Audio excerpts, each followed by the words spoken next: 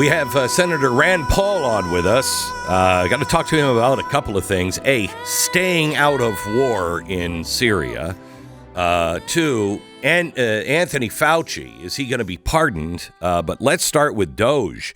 The Senate Republicans, hopefully, are ready to just slash government spending. And hopefully we do it in the fashion that Calvin Coolidge did it back in the 1920s. Senator Rand Paul, welcome to the program. Hey, Glenn. Thanks for having me. You bet. So how serious do you think this Doge thing is? I think it's very helpful because, the problem is not just Democrats in Washington. It's big government Republicans. Correct. And I think Elon and Beck bringing attention to this. We've already offered up. I've been for 10 years collecting and arguing that we should get rid of waste. We sent them 2,000 pages worth of waste that could be addressed immediately. Some can be done through executive action. I think you can let people go. You can fire people. You can fire people for cause. You can also change the contracting. One of the things Elon did at SpaceX was he started bidding on things, and they started doing it through competitive bidding as opposed to cost plus. The big companies, Boeing and Lockheed, would get their contracts and say, oh, we bid $1 billion. Oh, sorry, we came in at $2 billion. Well, you get 10% of whatever you come in at. So, in fact, there's an incentive to come in over budget. Right. So there's a lot of things they can do, and I hope they will do. On spending reductions, there's a special procedure where if we send $1 billion to the administration to build a ship, and they build it for $800 million, they can send the $200 million back to us through a special procedure called rescission, and it gets an immediate vote, a privileged vote, and it's a simple majority. Most of the problems we have is getting to 60 votes to undo bad things the Democrats have done. But with this case, rescission, reducing spending that is sent back to us by the president, it's a simple majority. However, we tried to do this in the first Trump administration with a really small bill, $15 billion cut, and it failed because Republicans voted with the Democrats to keep the spending. So we have to do this. We're going to have 53 in the Senate and only 1 or 2 majority in the House. We've got to see if we could actually get the majority of Republicans to vote for spending cuts. If they all do, we can cut significant spending. Would you agree with me that Donald Trump's different than he was in 2020? That if we would have had him in 2020, it would have been a different situation entirely? I think he's much more focused now. His picks for his cabinet, I think, are light years ahead of what was going on in 2016 for sure. Yeah. And he really wants to disrupt. He is not going to allow the status quo. He saw the status quo use the apparatus of government to come after him individually. And he realizes that in 2016, but again through 2020, that our intelligence agencies were being used against him. Both retired and I believe active went after the whole Hunter Biden thing to say it was Russian propaganda. And it turned out the propaganda was actually U.S. propaganda, calling it Russian propaganda. And the FBI needs to be cleaned house. Kash Patel, I think, can do it. D&I, Tulsi Gabbard, I think, can do it over there. Good. And he hasn't picked, moderate, weak-kneed Republicans. He's picked strong people. On the COVID front, picking Marty McCary, a doctor from Johns Hopkins, and Jay Bhattacharya, a doctor from Stanford, who've been leaders in pointing out this nonsense. These are people I would have picked. So I'm over the moon. I'm over the moon with some of these picks. So what do you think is going to happen? I mean, it's the White House is saying that Fauci may be pardoned in advance of anything, which doesn't seem like you could do that, but they'll try it anyway. I mean, at least it has to be. Everything just has to be dumped and exposed. I've sent referrals, criminal referrals on Anthony Fauci twice to the Department of Justice without really a response. Merrick Garland hasn't done his job. He's probably been the most partisan attorney general we've ever had. I will send those referrals again. If they preemptively pardon Anthony Fauci, it will seal his fate as the architect, author, and godfather of the pandemic.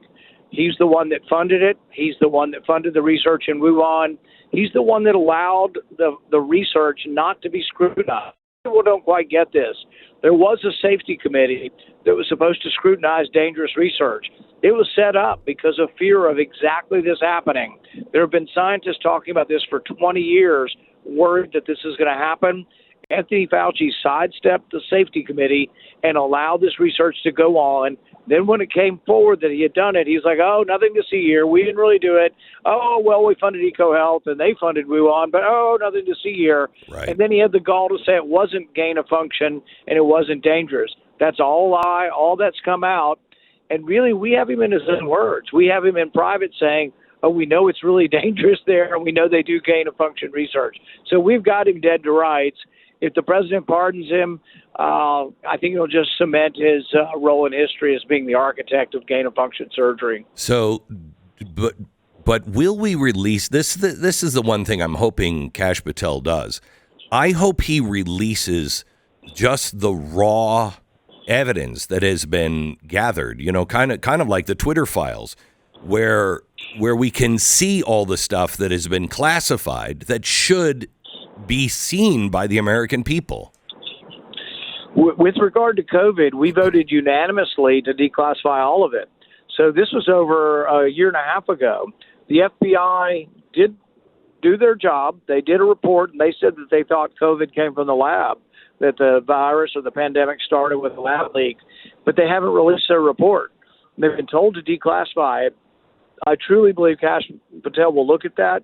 And the way you declassify it is this. If there's a name in there, you don't want somebody to know a name or a source, you take that out of the report. In fact, even when I read and see classified things, I almost never have seen a name or a source, which I think is good. You protect your sources, but I should get to see all the information.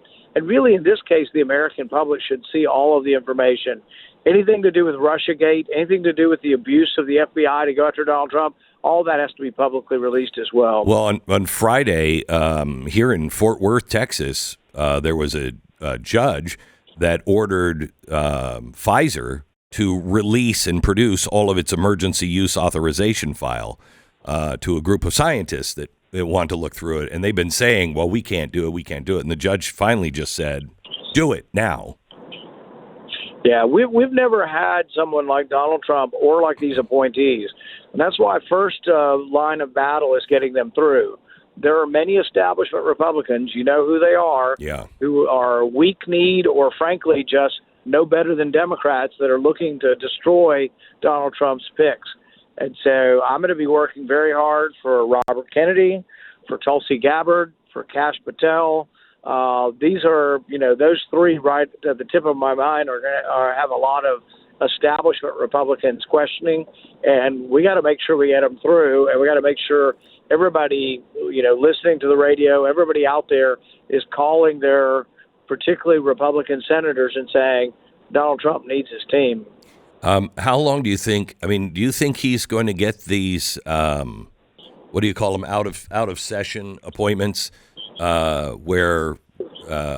because it took him like 2 years to get all of his appointments. He didn't even get all of them in 2 years. He needs them right now. But I hate the precedent that would set. The vast majority will be very quickly. I can tell you, I am hopeful that I will be chairman of the Department of Homeland Security. So Kristi Noem's nomination will come to my committee. My plan is, if elected in the next couple of weeks in January to be the chairman, I will have a hearing for her before the inauguration. As soon as he officially appoints her after the inauguration, I may be able to have a vote that day. Sometimes we will vote that day. So while some of it was slow in 2016, the Secretary of State, Homeland Security, several of these important positions were filled pretty quickly. And we plan on doing that again. I would be surprised in the first week if we don't have 4 or 5 cabinet level people appointed and voted on in the first week. Let me switch topics to Syria. The president made it very clear that this is not our issue.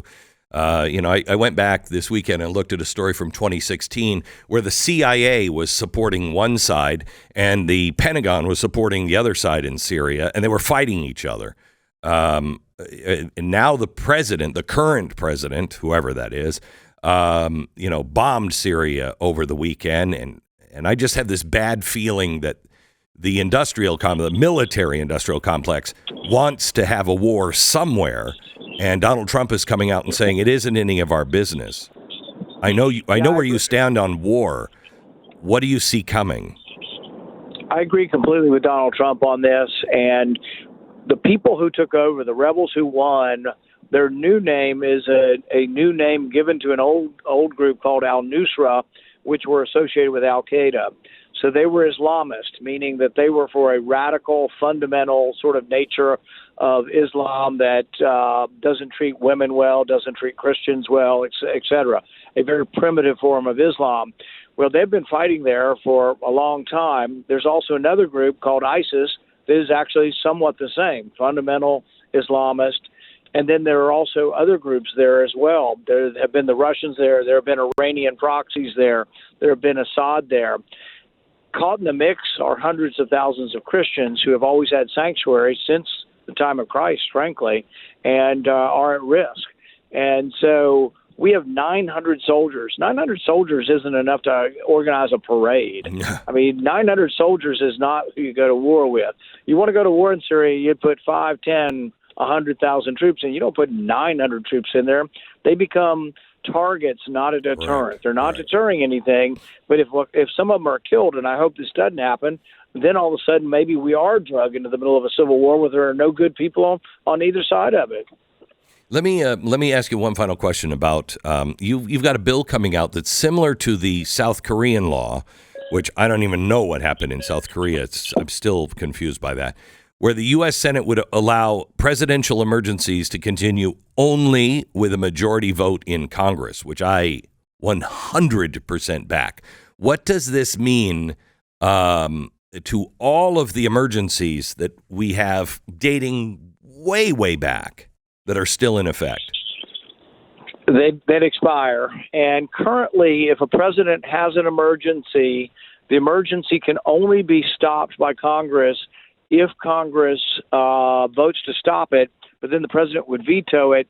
So it really takes a 2/3 vote of Congress to stop an emergency. My bill would actually change it where it's a simple majority. We don't have to vote to stop it. It stops automatically by statute. We had this in Kentucky in our state government. Our governor shut down the hotels, made it illegal to travel, made it illegal to go to church during COVID. And the legislature couldn't stop him because they were in session. So when they finally came back in session, our Kentucky legislature said governor's emergencies last 30 days, then they expire unless affirmed by a majority of the legislature. So this reverses it. Instead of needing 2/3 to stop a crazy governor or a crazy president, it actually takes you have to have a simple majority to affirm it. So it really completely flips this on its head, and it's what we have all wanted. And some partisans will say, oh, this is against Donald Trump. No. I had this under Harris. I had this under Biden. I've had this bill for years. And both Mike Lee and I have fought on this out of principle, nothing to do with who the president is. I don't want any president to have this kind of power. We have got to reduce the power of the president of the United States. And if he goes in and does everything by executive order, we lose. Because the next guy will come in and do exactly what Biden did and just cancel it all. We've got to get back to a debate, to reason, and to Congress and the Senate actually doing their job. This is something that people need to realize that it's not new because people get caught up in the situation. They think it's about one person or another. The constitutional position of conservatives and limited government advocates has always been that, as Madison said, we divided the powers, we separated the powers, and we wanted to pit ambition against ambition. In other words, the ambition of people to try to take power would be pitted by the others trying to keep them from taking power. But over the last 100 years, since FDR, the power of the presidency has gradually expanded, and what we need now is a stronger legislature and less power for the central authority to balance that power again. This was sort of Montesquieu saying that when the executive legislates, when he has both the power to execute and legislate, that's when liberty fails. That's when tyranny arrives. And so, I don't know, people just need to realize this has nothing to do with an individual, a new president, an old president. It has all to do with constitutional principles that have always motivated those of us who believe in limited government. I think there's a lot of people awake to exactly that message, and your time is right now, Rand. Thank you so much. Appreciate it. Senator Rand Paul from the great state of Kentucky.